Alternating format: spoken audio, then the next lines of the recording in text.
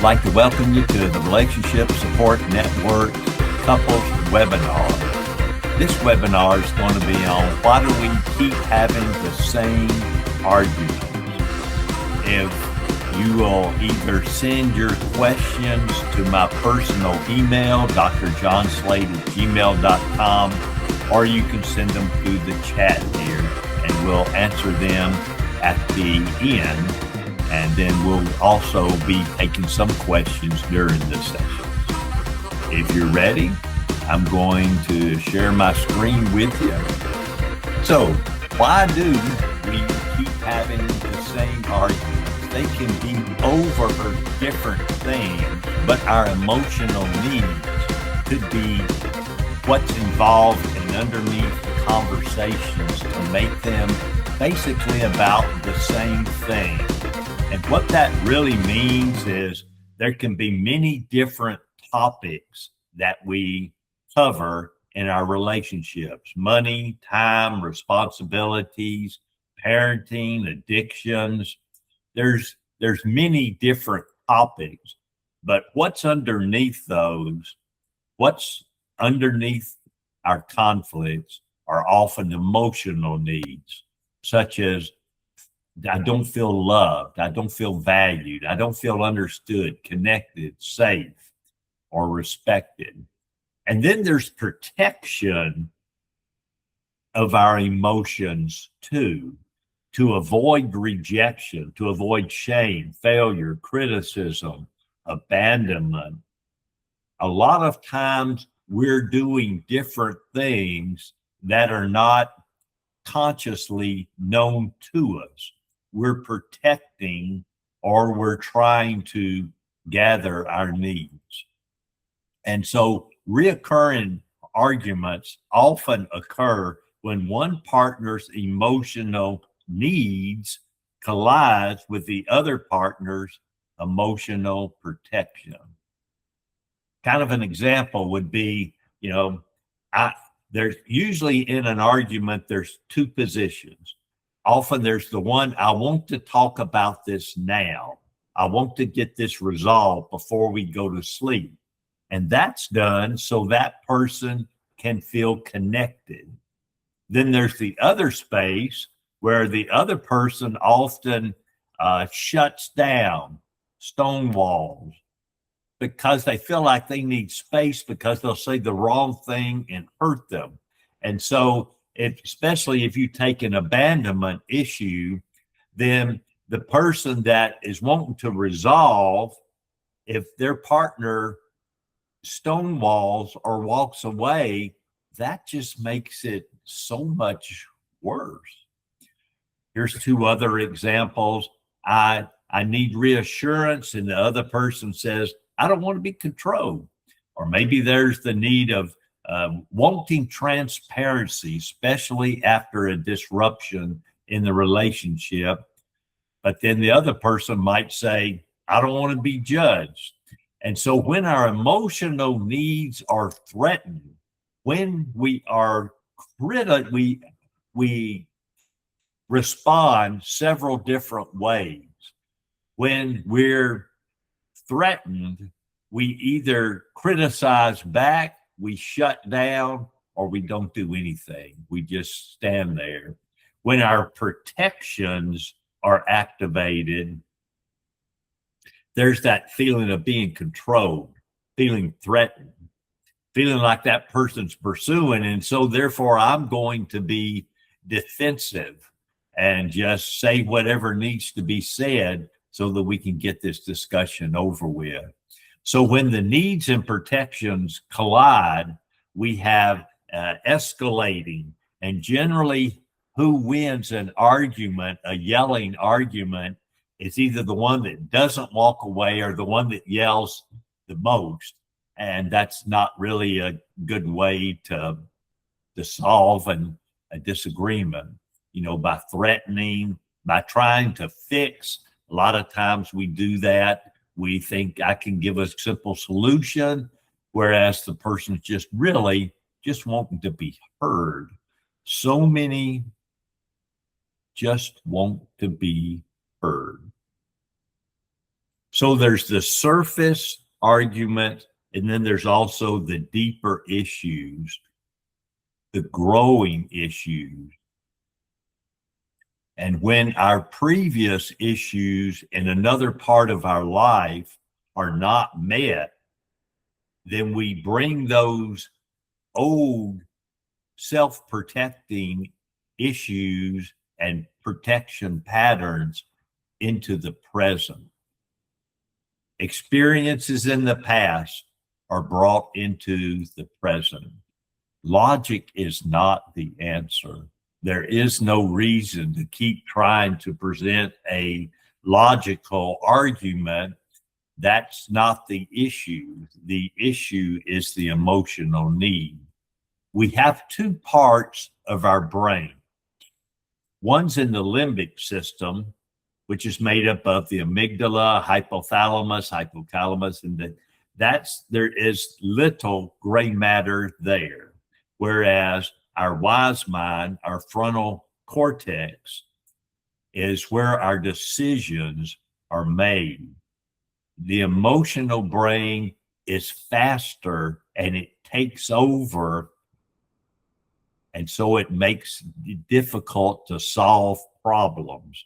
Matter of fact, there's an old word that we use when we're in our emotional brain, our emotional mind, trying to solve a problem with our feelings. It's called rumination. And that can go on for a long period of time. The first step is to calm your nervous system so you can think well.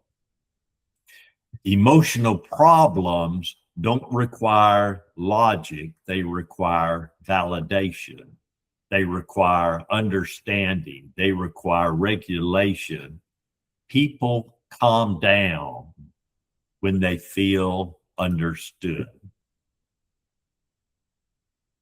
Some solutions to when we're stuck in our emotional mind is to regulate our emotions first and then try to resolve the problem. That can be done by a 5 or 10 second delay before responding. Starting to breathe deep and slow actually activates our vagus nerve, which causes a physical slowing down of the body. Lowering your tone, volume-wise, and that sharp agitation and more of a curiosity and compassion would work better than you used to, and pointing things out that they made a mistake. Kind of like, help me to understand, just so I can understand what's going on with you. That step into empathy is what I'm suggesting. After that step, then asking more clarifying questions. You know, in an argument, often I find couples wanting to debate and win the debate. Winning the debate is not the same thing as understanding how this is affecting your partner. So instead of matching anger, instead of winning the debate, instead of defending yourself, listen with compassion. Ask curious questions kindly. Switch to a deep, slow breathing and lower your tone. When we get in these discussions, words just fly, thoughts just race, and it doesn't resolve the problem.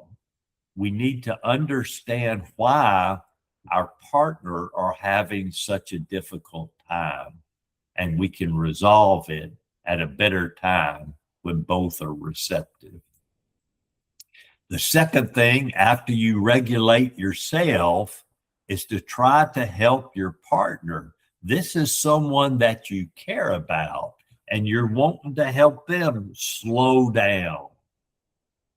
By you breathing easier, it will cause them to reciprocate. By using words like, I don't want to disrespect you, I want to understand you. One technique is when you might take a short time out, both of you kind of writing down what you think the positions are, and then coming back together. The second thing is called the redo, and that's the repair. That's the repair we do to get the relationship back to a level that we can conversate. And that would be taking responsibility for you, the things that you might have been doing wrong, like being hasty, coming to a conclusion. You don't have to take fault for the whole event that happened. And you do have to validate their feelings. Their feelings are their feelings.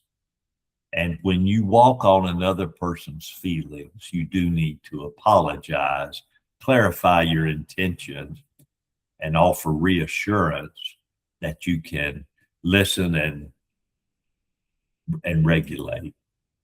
A redo might sound like, I apologize for my words. Can I try that again? That came out wrong. I understand that hurt. Maybe take a short time out if it needs to be done. And what you're doing during this time is you're saying to yourself internal validation statements, which will be gone into a little bit more in the worksheet and notes on this session. Internal validation statements, an example might be, I'm safe. I can remain calm. I can choose not to react. I need to understand. Just one of those statements that helps you to get through. To redefine the relationship is the last part. Many times in therapy, I have clients that come back time after time, after being with another therapist, after years of therapy, because they haven't redefined who they are or redefined the relationship. You don't have a broken relationship. You've got some hurt feelings. You need to learn new patterns. You need to stay connected, not run away. You need to know what is happening with your needs and your protections. Is it a safe place to be? The same argument is often a signal, not a problem. The issue is what's underneath.